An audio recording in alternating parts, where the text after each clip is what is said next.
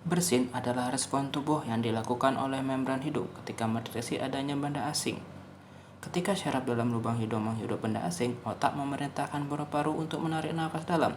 Saluran udara kemudian ditutup untuk membuat tekanan udara di paru-paru. Tekanan inilah yang dilakukan secara tiba-tiba melalui bersin, membersihkan sistem pernapasan dari benda asing. Batuk bukanlah suatu penyakit, namun merupakan refleks fisiologis sebagai mekanisme pertahanan tubuh untuk mengeluarkan benda asing dari saluran pernafasan. Bila batuk itu berlebihan, maka batuk akan sangat mengganggu aktivitas. Refleks batuk dapat ditimbulkan oleh berbagai sebab yang mendasarinya, diantaranya yaitu adanya infeksi bakteri atau virus, adanya faktor alergi seperti debu, hawa dingin, atau asap rokok. Dapat juga disebabkan oleh peradangan pada jaringan paru, adanya rangsangan kimiawi seperti gas atau bau. Mengapa kita perlu menutup mulut dan hidung ketika batuk atau bersin?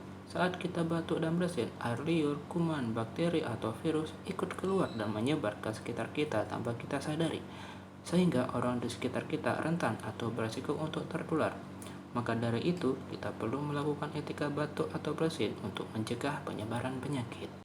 Berikut adalah cara batuk dan bersin yang salah.